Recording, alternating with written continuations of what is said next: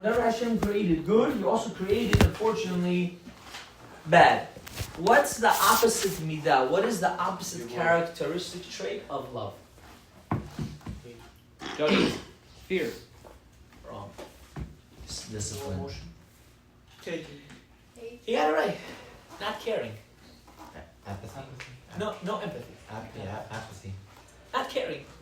Because love is what? Is the utmost caring. It's not hate. That's so wrong. It's such a false philosophy. It doesn't even make sense. Hate is pure negative. The opposite of hate we'll discuss next week. But the opposite of love is not caring. The concept of I don't care. What happens to you is not my problem. Figure it out. But the ultimate understanding of love is pure caring. Now, here's where everyone gets it wrong. Unfortunately, it's not I'm caring because I want something from you. It's I'm caring for you and I want nothing in return. The love is solely just for you, for your benefit. Not for my benefit. And we're going to run through it. So, on the second day of Pesach, which was the first day of the Omer, was what we called Chesed Shebechesed. The feeling of kindness in the realm of the attribute of kindness. Which is I'm giving you in an unconditional level or a connection in an unconditional form without any sense of limitations, regardless how I feel towards you. That's Chesed Shebechesed. It's an abundance of kindness, right?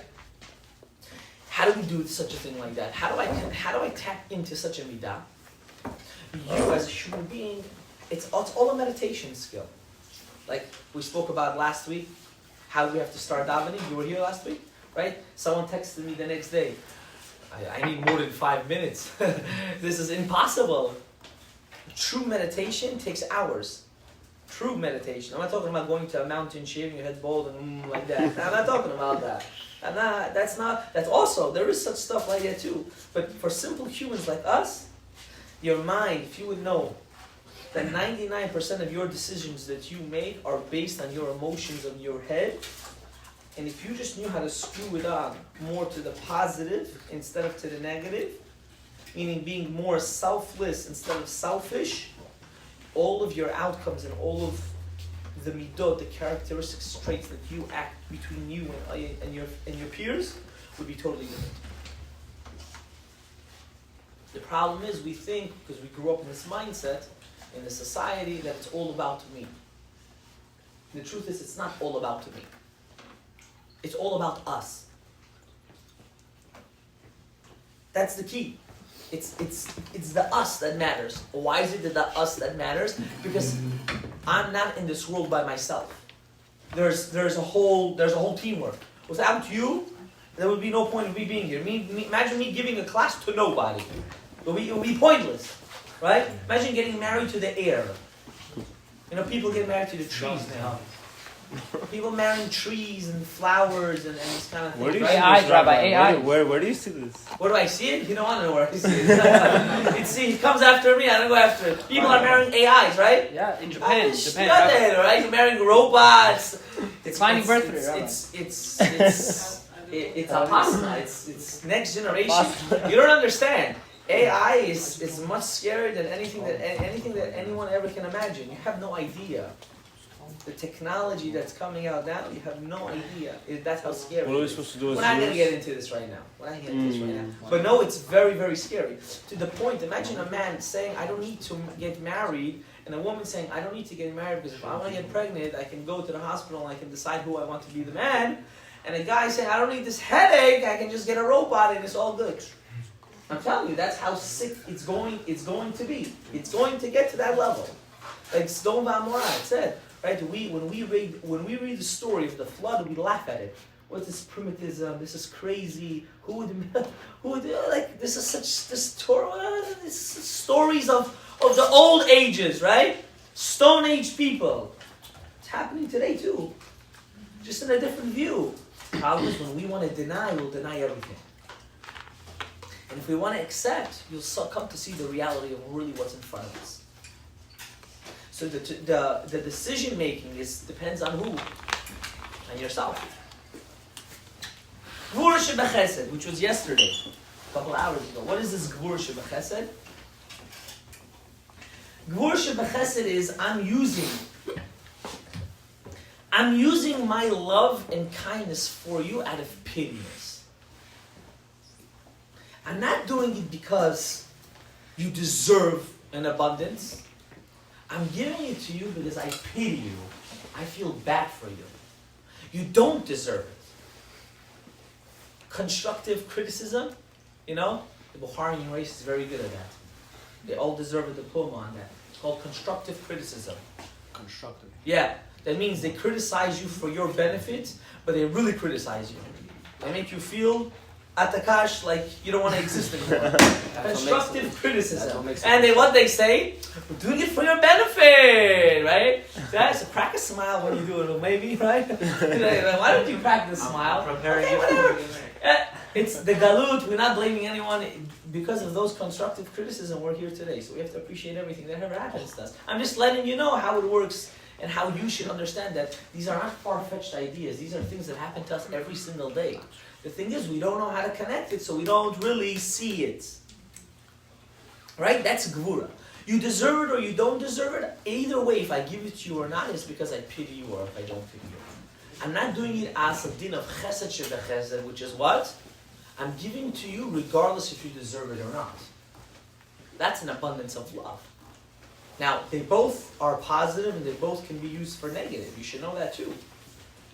For example, a kid goes to the store and he starts crying, I want a lollipop, I want a lollipop. And the kid has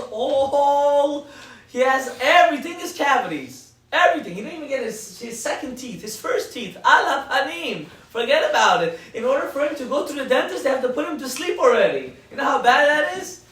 Right? Shem Yirachim. And what does the father or the mother do? Here, take your candy. Shut up. Be quiet already. You're doing bushot. You're embarrassing me in the store. Here, take it, right? That's an abundance of love, which is very negative. Right? Or, I'll give you another example, which you can use it the exact opposite. Unfortunately, in the religious world, unfortunately, this is a big, unfortunate. If a kid decides not to go in B'derech Torah Mitzvot, unfortunately, sometimes the parents excommunicate the child. Mm-hmm. Yeah, there is such a concept like that. And what happens?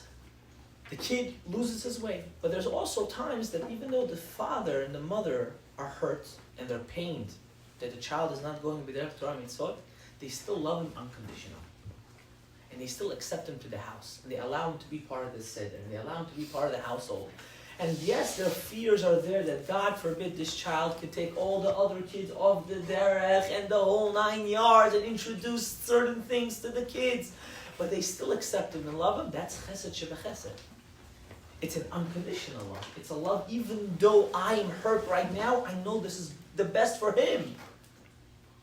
Uri Zohar, I don't know if you guys heard about him. He was a very famous actor in Israel back in the 70s. Huge actor. He was Ashkenazi, good looking. He had all the money. He had everything. One day he decided to become religious. I'm not going to get into this whole story. He decided to go back to Torah Mitzvot. And his journey wasn't easy. He had a very hard journey to the point that one of his own kids fell off the derech. He fell off the derech and he didn't know what to do.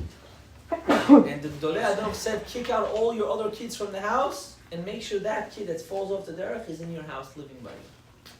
Because you can't teach someone goodness if your example of how you relate to him is through negativity and badness.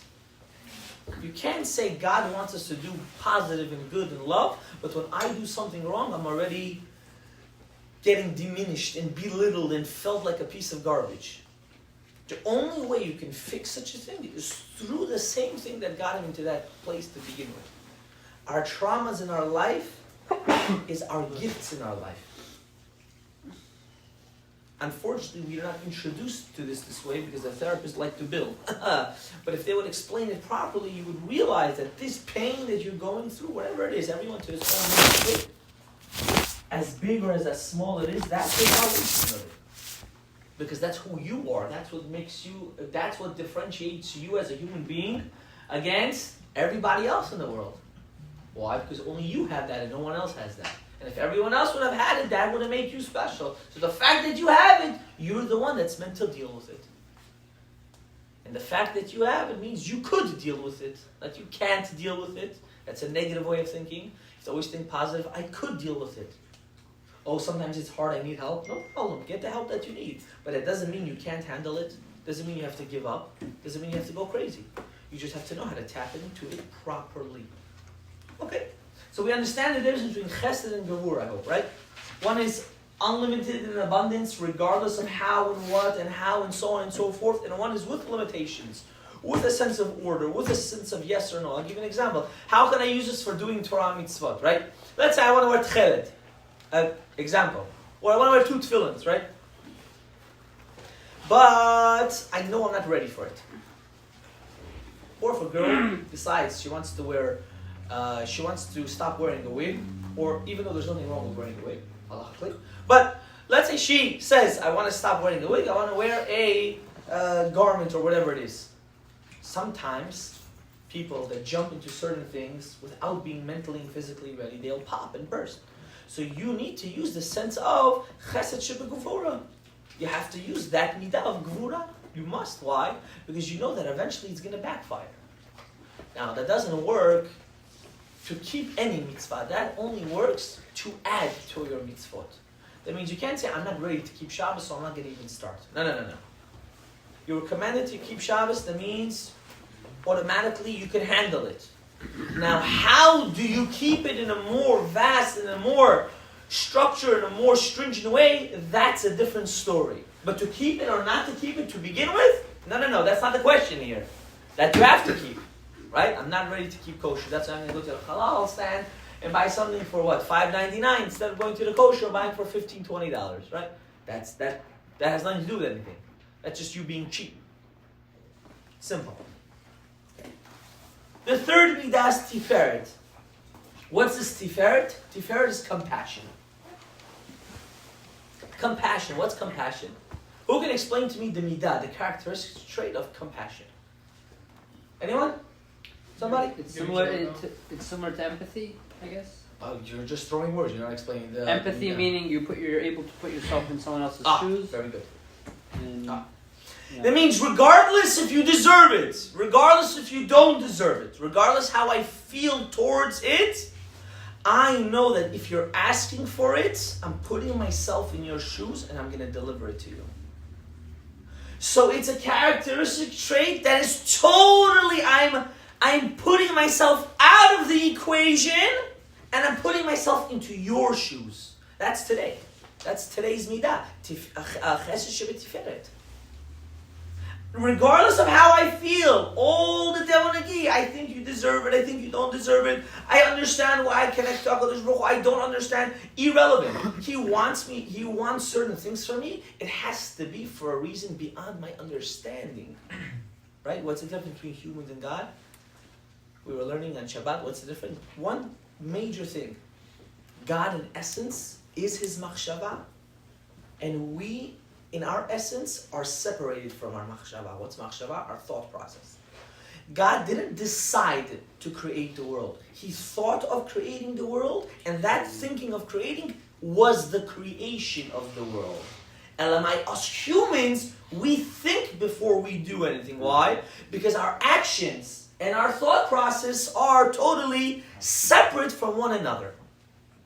It's a very deep concept. I don't want to get into it right now. Maybe on a different, Go ask your questions. You can ask me a question. How about the abundance manifestation? What about manifestation? Meditation means I'm trying to mentally and physically connect. That's the point why we do manifestations. Why? Because we want to be like God. So when you get to the point that I only want to do good, and you start to manifest on it, you start to mashpia, you start to bring that or that light or that thought process onto you, and automatically you start to emanate God at that moment. But there's a limit to it. There's a limit to everything. We're humans.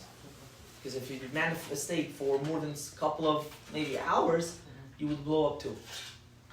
There's limits, right? God doesn't want you to be fanatic. Wants you to be normal. The question is what's fanatic and what's normal. Right? Not one person's normal can be another person's fanatic, and one person's fanatic can be a person's not normal, right? Everyone, that's why when you judge someone, you're not using the midah of tiferet. Why? Because you're thinking about it in your lens, you're not thinking about it in his lens.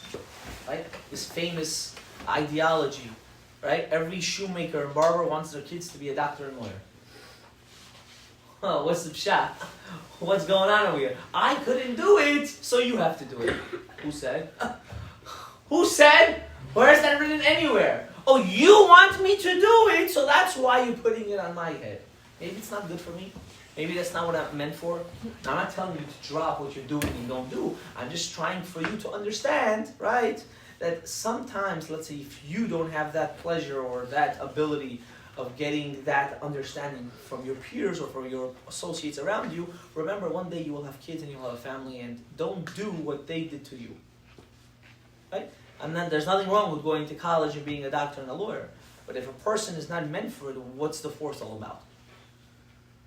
Right? Shlomo Melech said, you have to discipline every child to his way, whatever he needs, right? Maybe he's a good photographer. How are you going to make finances? Don't worry. In America, you can make finances doing anything.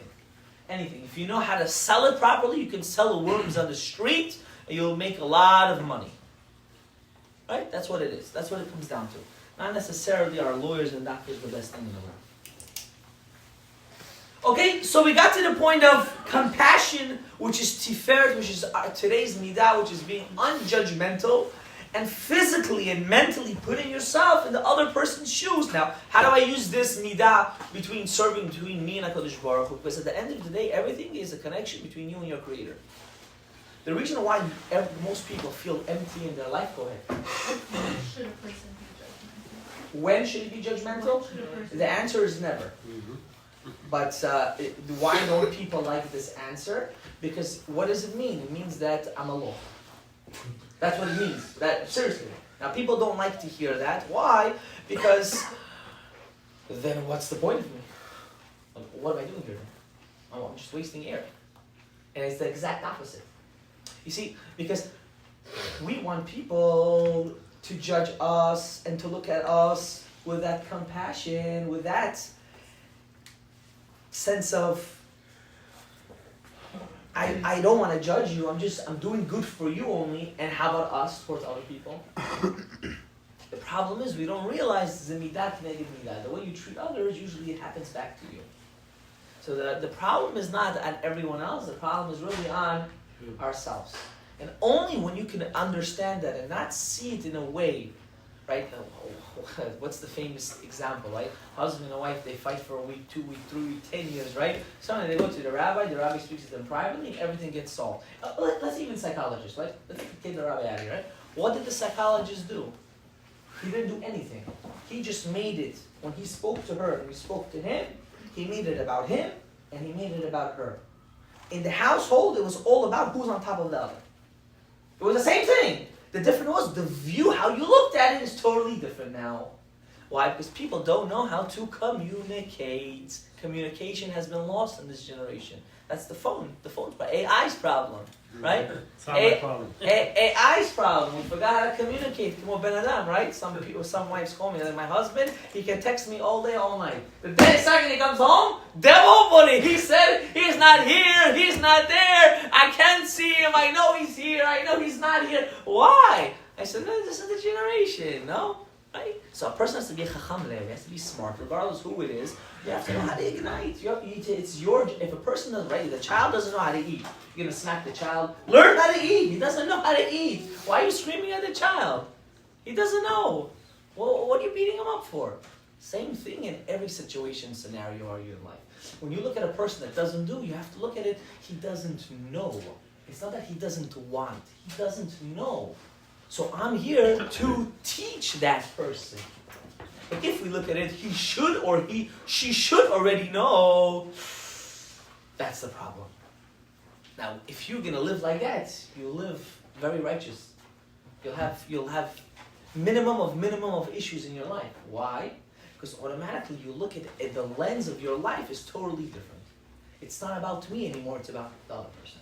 And when you look at it, it's about the other person, automatically life is great.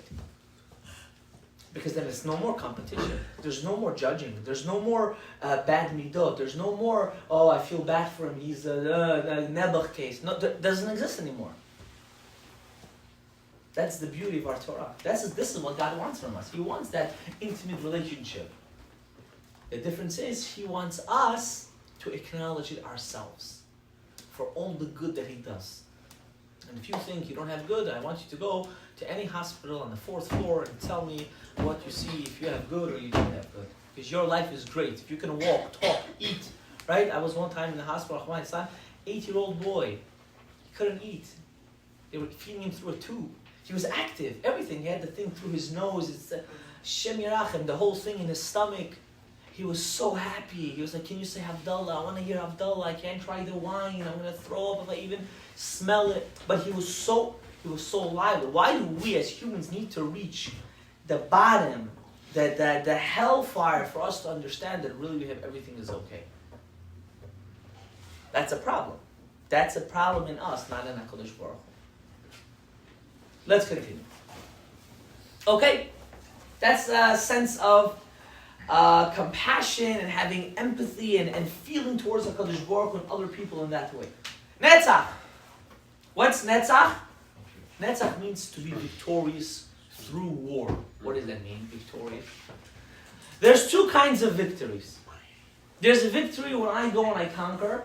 That means I go out of my way in order to achieve. That's the midah of Netzach. It's under the category of Chesed. Chesed is also an abundance. I'm just giving, regardless if I know why or why not. Netzach is right under it. It's a sense of victory. That means I have to do a physical action or even a mental, but I know I want to succeed. Success is not there yet, but the implant of the thought process is there.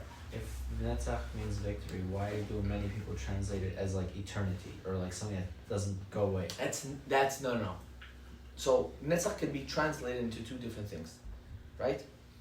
Le'olam letzach lo yishaker. What does that mean? That's what you said. It's an eternity. There's a concept of eternity, and then there's nitzachon.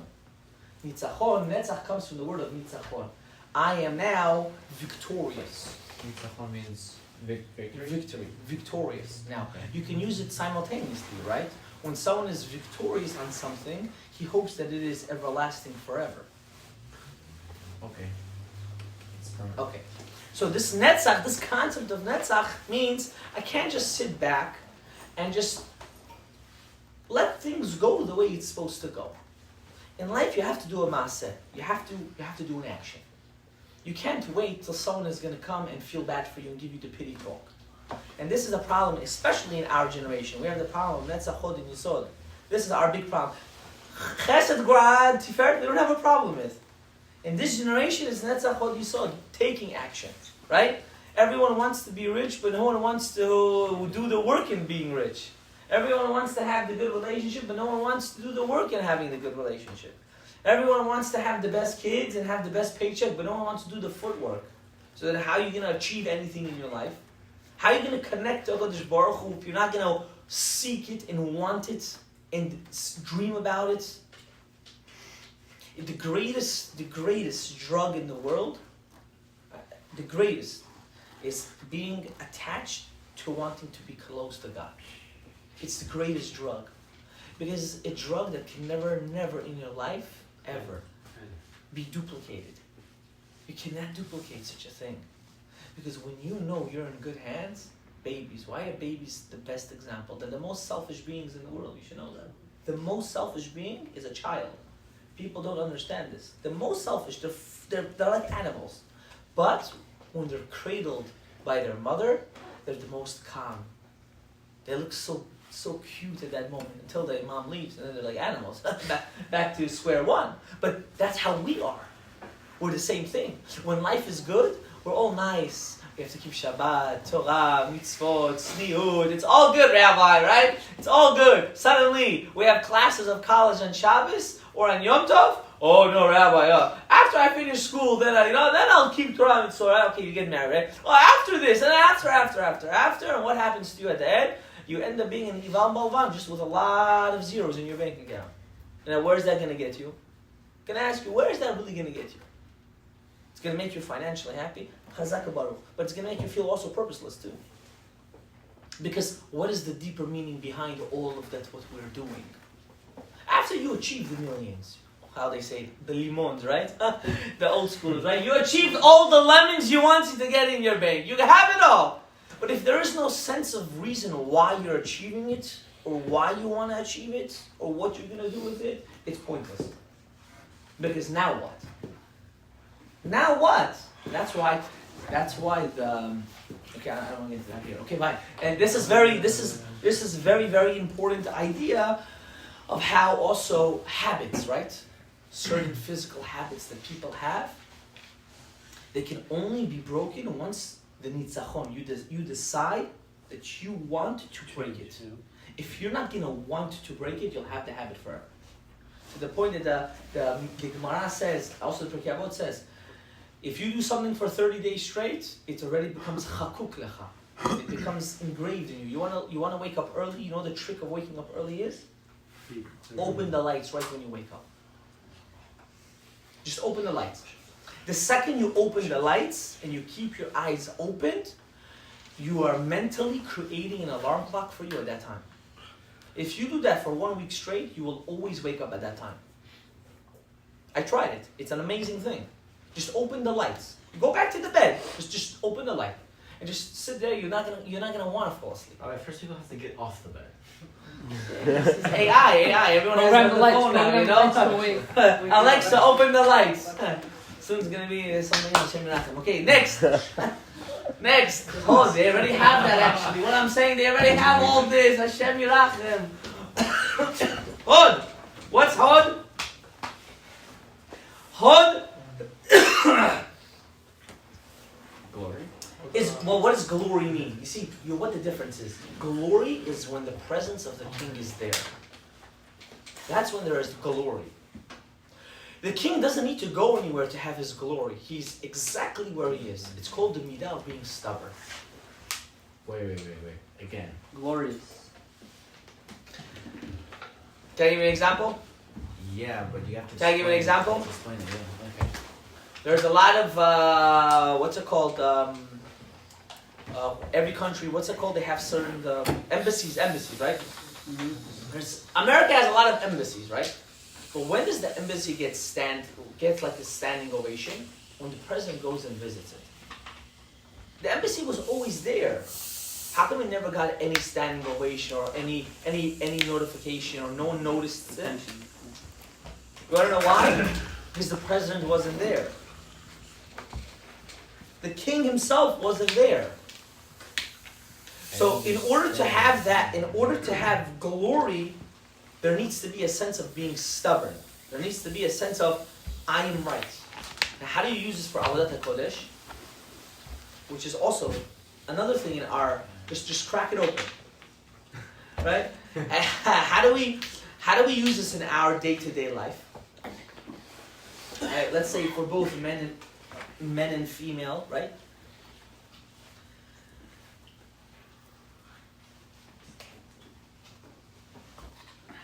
Many times there are certain things in our personal life that the decision is made through what is the other person going to say?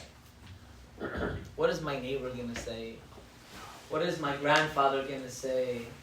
What is this one going to say? What is that one going to say? That's a very weak-minded human being.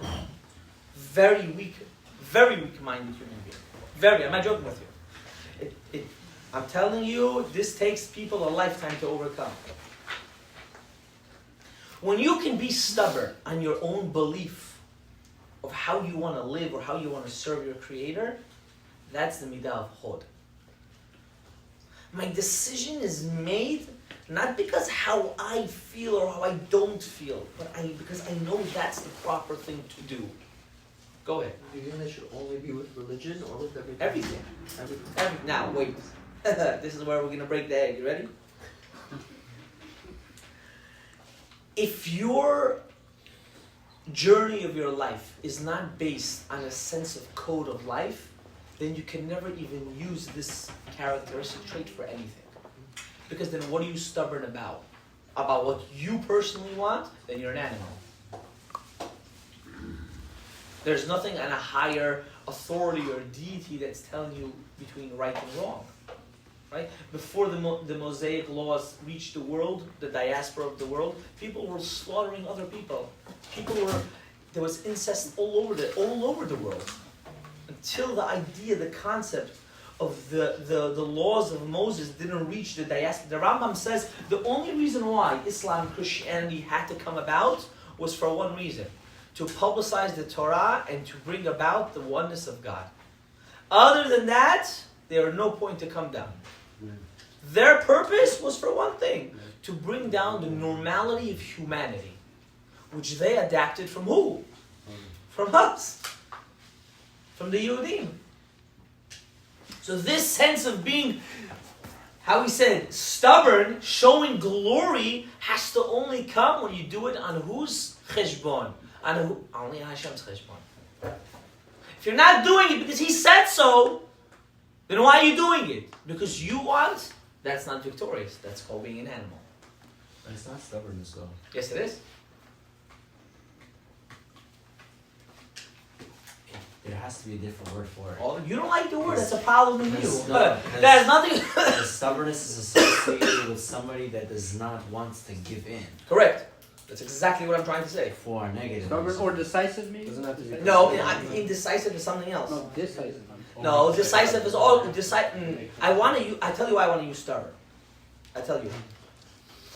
Because when a person's stubborn, it comes with a lot of backlash. Okay, that is the connotation of stubborn. No, you're not. Why is it different than being decisive? When you're decisive, it's based on you. Yeah. Being stubborn is not just based on you, but it's based on pushing everyone else away. People can't handle the social pressure. But when a person makes a decision for a certain thing without social pressure, to do it is much different. To execute it is very, very much different. Very, very much different, right? Very different. Can I give you an example? You can. I'll give you an example, right? I'll probably counter with my own, but yeah, sure. You You're ready? in the wrong profession, my friend. The beauty of going to yeshiva, right? You know how to argue. There are two people, right? Okay. Two scenarios, two couples. One, everyone's for them getting married, and one, everyone's for them not getting married. Why are they not doing it? Well, forget about it. You're asking about details. That's not your... Okay, wait, it doesn't make a difference now. Let's not build the whole fairy tale story here, right? One, both parents said they're a good match, get married, but who has to make the decision at the end of the day? The couple itself. The couple, right? They have to make the decision. Is that considered in a sense of stubbornness or trying to make a decision? Being decisive? Which one is it? It is decisive. Now how about a couple that the whole world wants to terrorize them, but their decision was already made a long time ago, but they now have to fight the whole world in order to execute? Do they have to have the midah of being decisive or being stubborn? Stubborn. There you go. That's exactly what it means. Well, why not determine? Yeah, determination is a good word. Determination is a good word. Because to be determined doesn't always mean also stubborn, but it's a less likeliness of execution. Most people that execute is because they were stubborn, not because they were determined. It's a very fine and scary line in the world of midot and characteristic traits. You understand? I understand. Okay. It's, So you wanted to give another example, you said? yeah, it's if somebody needs to do something, if he needs to do something at all costs. I don't need to marry her. Wait a second. I don't need to marry her. Any obstacle. Okay. I don't need to marry her. My You know, example when was I got marriage. married, my father, my parents really didn't care. But let's say they did care, right? My in-laws really cared. They didn't want me to get married to my wife, right? Yeah, for good reason. I wouldn't blame them, right? Listen, stop.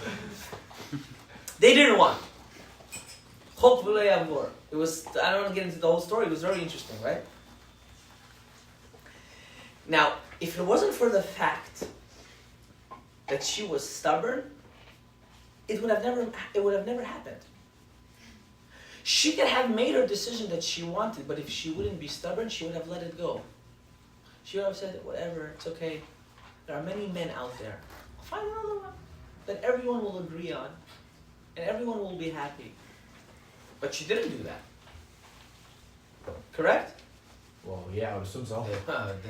I'm not talking about the outcome, I'm talking about the scenario. Correct. There you go, same thing. It's like a person says, I'm determined to be a PA, but he doesn't get into the program. First year, second year. He said, nah, I'm not waiting, I'm gonna find a different degree. But there's a person that's crazy stubborn. He didn't get accepted to this one, I'm willing to go out of state. I'm willing to do whatever it takes, but I'm at the end of the day gonna be a PA. That's not, nothing's gonna stop me. I'm going to achieve it. That's the difference. Moshe Rabbeinu was very stubborn. That until God himself didn't tell him stop, he didn't stop.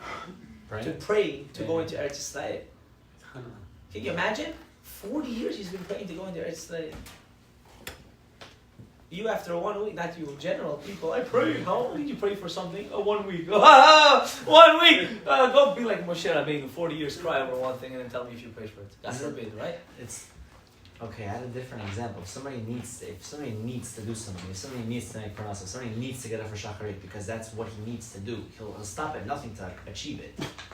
I will use myself as an example. I had a test. I tried. I failed. It felt bad. 3 months later, I tried. I failed again. And I was determined. Third time I passed it. But if you would be stubborn, would you fail the first time? What's the difference? So you're saying that stubbornness would have made me pass the first time? Correct. How is it humanly possible? No. It Wait, defies no. You want to get personal? We'll get personal. No, I don't care. There's no filters here, 100%. especially without a camera, right? So that's what you're talking actually this time, because there is no camera, right? So I'll answer you. If you have a weak ratzon, will to be victorious, that doesn't mean that it doesn't exist. That means there's a chisaron, there is something that's missing in you for you to get to that level. Right? You have to use Tiferet now. Where's Tiferet? Put your shoes on the people that could achieve it. Everyone's jealous on the success of people, but people don't know what they needed to go through in order to achieve it. This is exactly the point. Because you can't see it happening for you the first time doesn't mean it doesn't exist. No, I saw it happening for me the first time. I just wasn't Whatever it prepared. was, correct. Okay. I wasn't prepared. Fine. But There that's you go. determination. But That's that's stubbornness. no, it's considered stubbornness. Interesting. Think about it. We'll talk about it on the phone later. Go ahead. So what does it take that it's already just not meant for you? Like there's some things that's just not, like you said, for example, there's a guy and a girl, they want to get married. Bye. Wrong example. Okay, I'll but answer not you. this one, but just I'll answer you. I have no problem. I'll answer you. Beach. The answer is tailored. The answer is tailored for everyone different. That's the truth. There is no one fix to that answer. It all depends on the human being who you are. To the point that the Gemara says, even if something's bad for you, but you really want it, you're stubborn about it, you're gonna get it. The Gemara says, "Ein davar ha'omed b'fnei haratzon." Nothing stands in the way of someone's real will. But that will, correct, that will has to come from what midah to begin with, of being stubborn to achieve it. Right? So a person can say, where do I already know that this is not worth fighting for? That already depends on you. How you see the scenario. Right? Not on anybody else. yeah, but there's also certain mazal. Maybe. And now you're going into, right, now you're getting into these mazal, horoscopes, and numbers, and this, that. Forget that right now. Let's take all that out of the table. There stuff like that do exist. There are concepts like that, and they're very true. But LMI, I'm talking between the connection between you and your creator, those stuff don't exist. The same way how you want your kids one day when you'll have kids to put you as number one on their line, hopefully until a certain age, and then one of those crazy moms, right? You have to also understand eventually, right? I have to do everything for this kid, no matter what happens, regardless what I don't like, right? Same thing over here. You, in your mind, I have to do everything that he commands me to do. And I'm not doing it because I feel scared or threatened no, because I want that relationship with him. That's what I want. There's going to be many times, one second. There's going to be many times in your life you're not going to want to do things in your own personal household, but you're still going to do it. Why? Because you know that's what's best for the other person that you're living with. And that's what it comes down to. It's the priority of doing or not doing. What's your question? Go ahead. I was gonna say, okay, what if let's say you're doing Passover cleaning and you're gonna be stubborn and you want to clean your kitchen, but now your mom comes and says, okay, we're gonna leave this, and you know clearly it's not allowed, let's say, and you're gonna say, okay, it's not allowed, I have to be stubborn, but you know now you're gonna get into a fight with your mom and your dad and your this and your dad. What are you gonna do? Okay, so here's my answer. Representation is key to everything in life. Representation. Correct. If I'm gonna go to my mother and start barking like a chook, Forget barking. Forget barking. so I'm answering you. There's a way how to express yourself to the other person. What if you make every possible accommodation? I don't believe in that. I'll explain. Maybe the other person is just a stubborn. Correct. So there's a way how to express it. You see, when a person feels that it's more for their benefit than for anyone else's benefit, they'll water down eventually. I had a guy, he called me, listen to this. This was the craziest story, right? Yeshiva guy, Kollel guy. He had a baby. Baby has a lot of stomach issues. She wants to feed the formula that has chametz to the baby on Pesach. It's Isur Doraita. 100% Doraita. Isur Gamor. You're not allowed. You can't feed your dogs. Imagine you're going to feed your kid chametz. You can't feed your kchuk, your dog, mamat dog, pshich, and all this stuff. You can't feed them chametz, right? But for your own kid, they want to feed chametz. He was going crazy. He didn't know what to do. He was going bananas.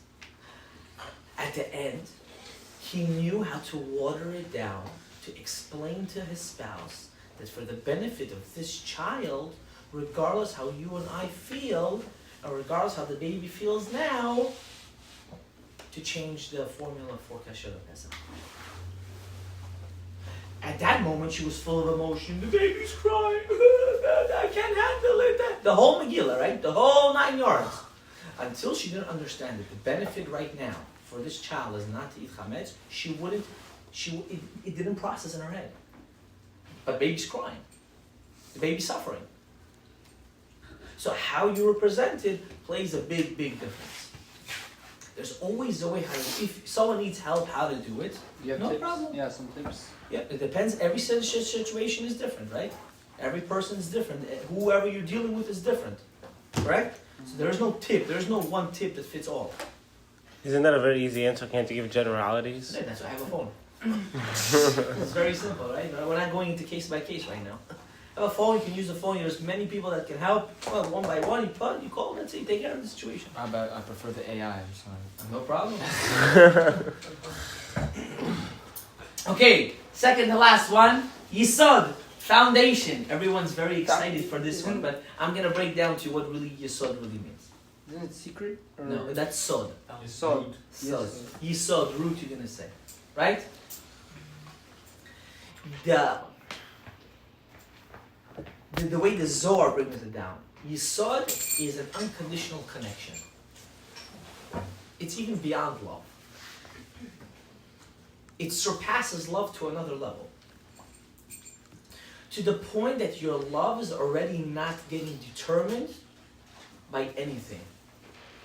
Just the fact that you exist. That's Yisod.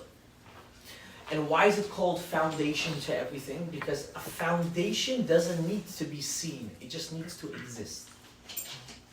If I see the foundation of my building, I might have a big problem. That's really the ultimate level where we need to reach in our life with our Master, with our Creator. To the point of I'm so devoted, regardless how I feel, or how I feel that you feel towards me. Everyone creates a skaska in their head how God has a relationship with them. Oh, it was probably God's punishing me because I did A, B, C, D, E, F, G, right? This is payback, right? Like a Jet Sad kind of relationship you and God have. First grader, I stole his pencil, so he stole my eraser, and he stole my watch, so he's breaking my... It's not that... We don't have that kind of relationship with our Creator. This is Christianity ideology. Jewish ideology is very, very, very different. I want to give you regardless. I'm going to give you regardless. There's no strings attached. None whatsoever. Why? Because you and I are the same thing.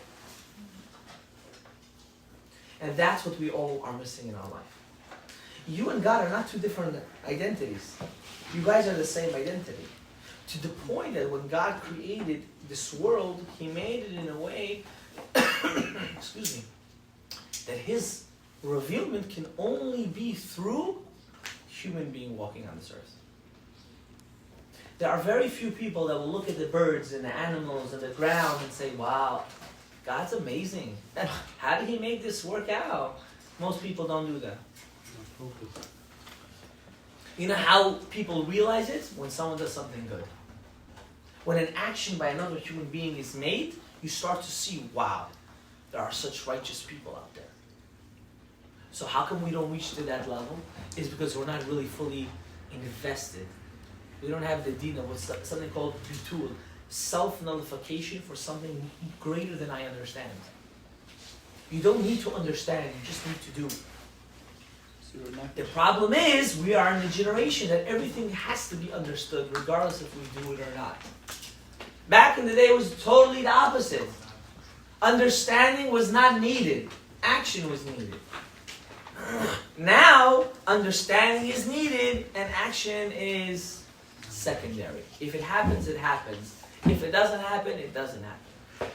And that's how a person can really fix his yisod. If we're going to get into in the meditation of a man, right? Even for a woman, you can use this, right? Until that concept of it's not about me, but it's about him, automatically your whole dynamics of your life changes. Because what are you? What are you? Piece of God. Human. What does that mean, a piece of God? You're not a human. You're a part of it. You're part of the ultimate. You're part of HaKadosh Baruch Hu. I don't know. Is that what you He gives you life. What does that mean? He gives you life. He is you, and you are him. It's the same thing. It's the exact same thing. Abotai is the exact same thing. But what's the knip here? He wants you to earn and feel satisfied with your life. What did he give you? He gave you Yitzhak. He made you feel, in a sense, why or how I can connect physically. If not, there will be no point of your existence. So is the Yisod our neshama? Or the... No, that's the midah that we have to. That's the midah that we have to use in order to come to an understanding of that pure connection towards your Creator. Understanding meaning chokhmah? No, Bina. you're flying now. Don't fly. Flying. I know you're an Arabayim. You gotta take it easy. It sounds like I know you're an I'm also half Arabayim. Take it easy. We don't need to fly, Rabotai. We need to walk. Let's walk. Walking means very simple. I'm only walking on earth because that's the only place I can walk. I can't walk on water. You understand? Can't walk on water. What's the difference? Understanding that Hashem controls and runs this whole world. When you know it's not you, how can you get upset? It's scary to say, but we're all pawns. And what's not you? Sorry. Everything. Oh, We're all pawns. So we're going to get to the famous question. So what's the point? We're not going to get into that today. We got into it many times before. But then that contradicts what you said about the will. That if someone really wants it and they have the stubbornness, then they'll get it. Doesn't that contradict you it? Okay, so I'll break it down. This way, it's very scary to talk about these kind of things, but I'll do it anyway. Yes. Let's open it up.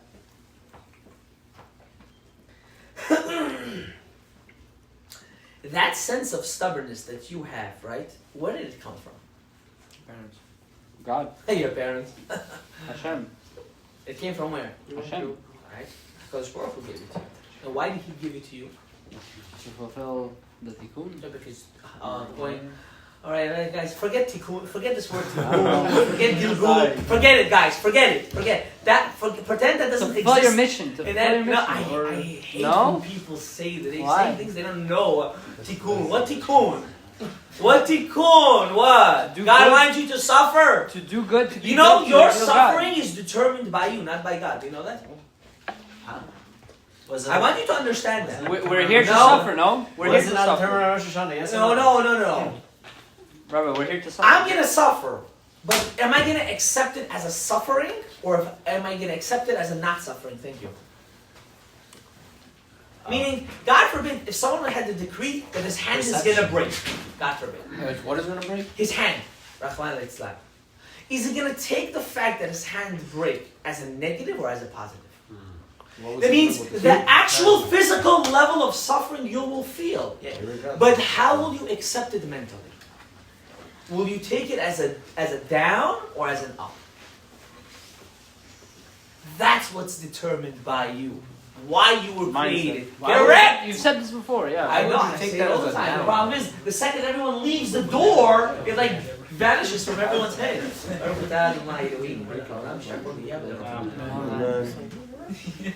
Mindset. Okay, Rabbatai, Malchut, let's finish with this. It's getting very late. The last one, hopefully, kingship. Wait, we're going to understand. Wait. You're going to be so stupid. What does kingship mean? Leadership. It means What? What does kingship mean? I think you said it once before. You said a king is misconceived to believe that he has to be a king over a lot of people. You could be a king just over yourself. Okay, well, that's what we have to get to, but the question is how. But wait, before that, King is like royalty. It's what like, does that mean? What does that mean? It's like you're chest up a little bit, or but not really. I'm gonna It's answer. in a way. Okay, so this is what I was makabel from my rebbeim. if you get all the other 6 combined. No, all 6 of them. it's the exact opposite. Of the first 6? Correct. Can I answer you how? I'm just gonna Malchut, it means distance. Distance. From what? A king that's too much with his peers becomes a chevraman. You know what a chevraman is? Everyone's best friend. One of them. That's not a king, that's a chevraman. A king has distance, but his distance is for what? It's for the benefit of the people. That's what people are missing here. If he wants to be distant and haughty for himself because he thinks he's better than everyone, that's a fake malchut. But if he's doing it purposely in order to do benefit for the people, that's called leadership. That's called gadlut, that's greatness. Who was a good king? What? Who was a good king? Who was a good example of this? At the moment, I can't think of anybody. I can't think, even in the Tanakh. I can't think.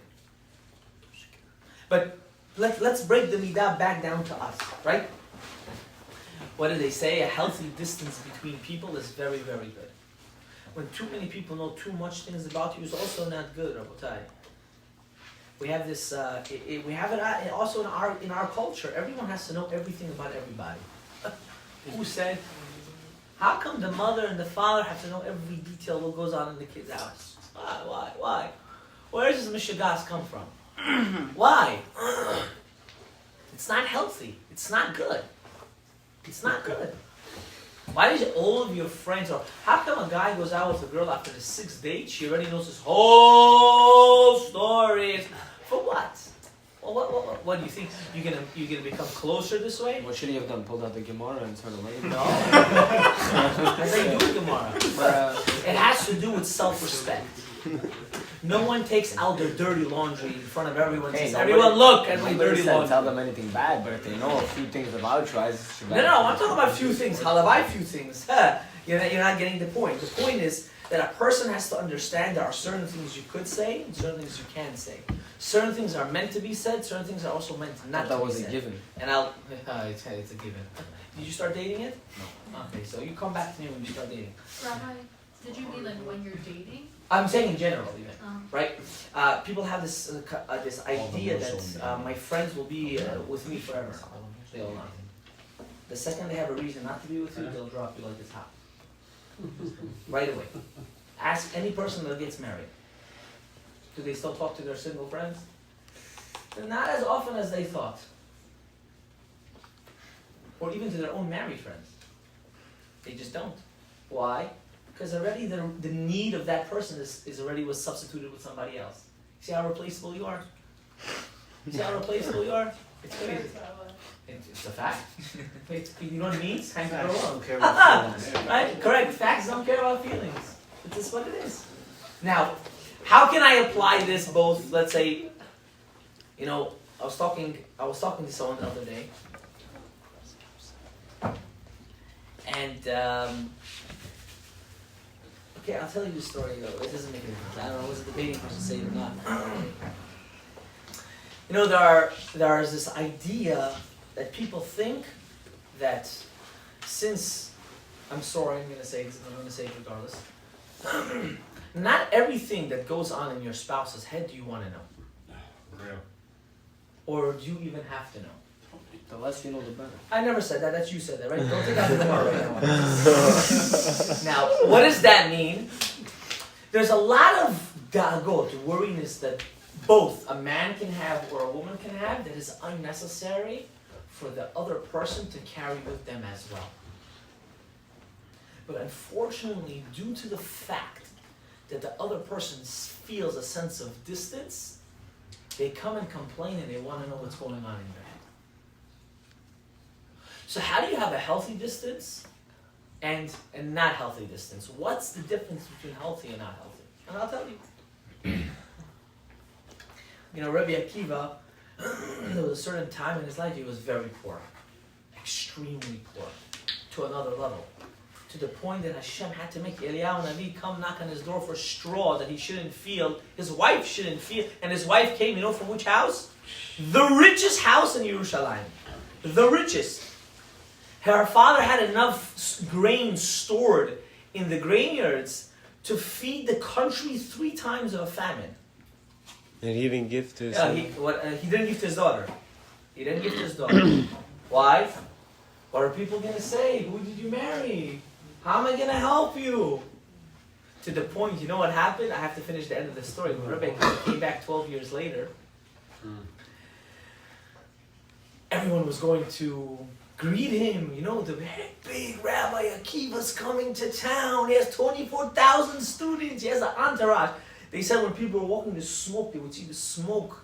The sand would go up from how many students would be walking. So he goes to the Beit Midrash, and who does he see there? He sees his father-in-law. His father-in-law comes to him, not knowing that this is his doma. And he says, Akiva, Rabbi Akiva, I have a problem. I have a daughter. She married one noshut. You know, he's a schmuck.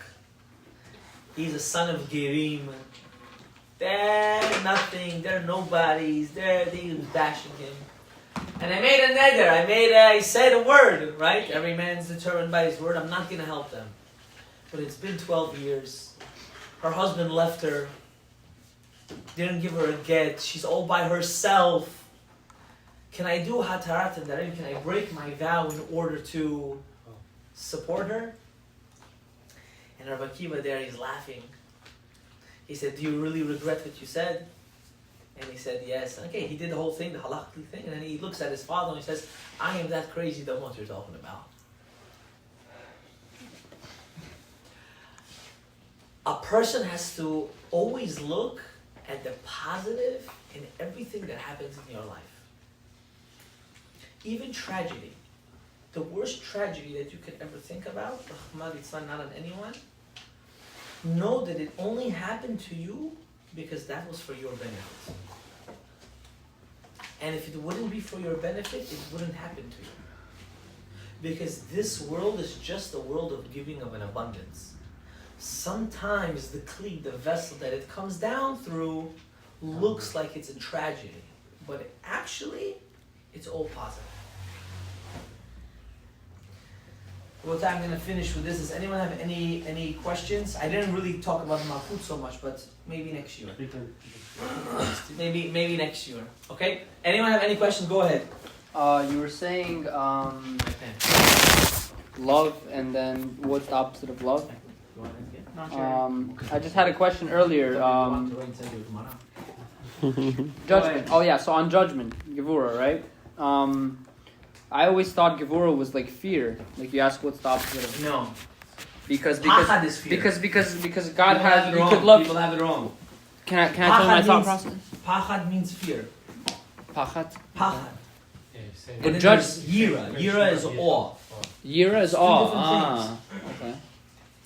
Well, I'll tell you what's the biggest. Happiness will do the difference between both. So I'll explain to you really what's the difference. This is a problem that we have as Jews in general. Yeah, there's loving God and then there's fearing No. God or awing God. Awe, so now it's awe. awe. Now it's awe. There is no mitzvah in the world Except for. to fear God because you're scared you're going to go to some place called hell. Yeah. You shouldn't do that. Christianity. You should fear God because of that? No. Should a person not cheat on his wife because he's scared he might divorce her, or because he loves her so much, how can he hurt her?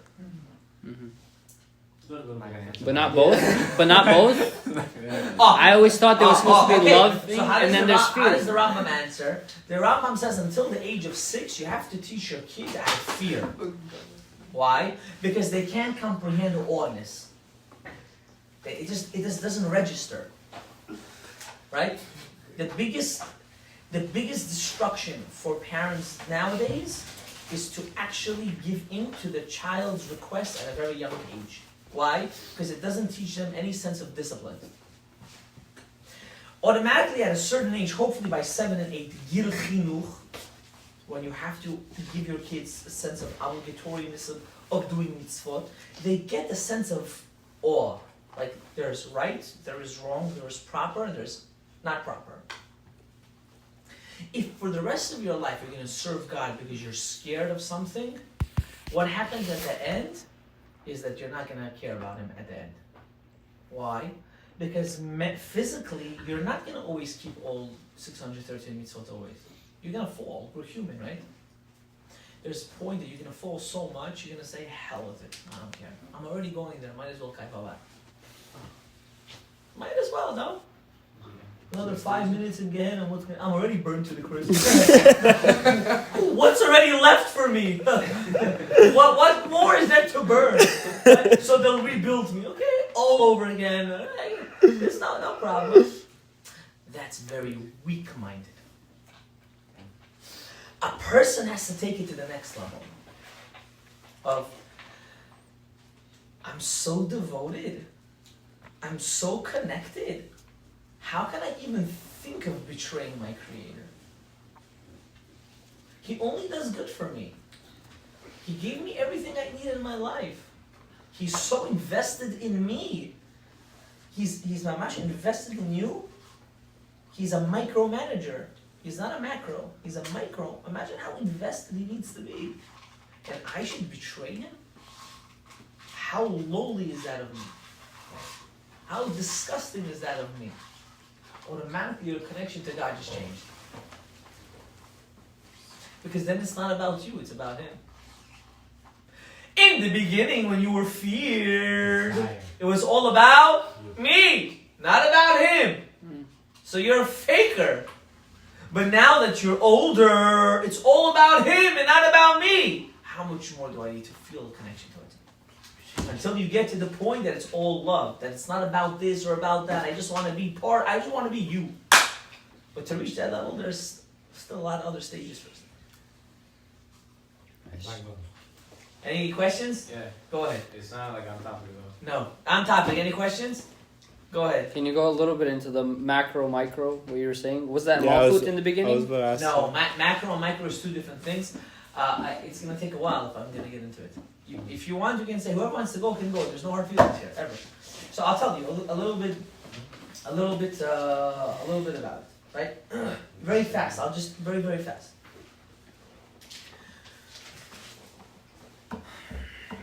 I want to give a good mashal so you can understand. I'll give you the mashal of the Baal HaTanya. If I'm an author of a book, right? What's the difference, sorry, between the author of a book or if someone goes and consumes the book and buys the book? What's the difference? One has a much more depth of the topic. The author has an incredible, like, you can't repeat it as much. Like, you might be able to say the same things, but, like, you don't have as much of the depth, potentially. So this is how the Baal HaTanya explains it. When you're the author of the book, you actually gave life to everyone in that book. So automatically what happens? You're micromanaging everything inside that book because you're the one that gave it life. LMI, if you're just the reader, you're a macro. You learn information, you got it, it's a nice story, you put it in the shkaf, and you're done. God, when He created the world, He gave every single person life. So what does that mean? He's our author. Automatically, He's micromanaging our life. To think otherwise means that He didn't create the world. That's the difference between, this is in a nutshell, this needs a lot of learning. In a nutshell, right? This is the difference between micro and macro. I just want, if you can meditate on that, just when you get home for just 10 minutes, you would start crying. Because you would realize that literally everything that happened from the beginning of your existence until today was pure out of Ahavat Hashem. Hashem really loves you.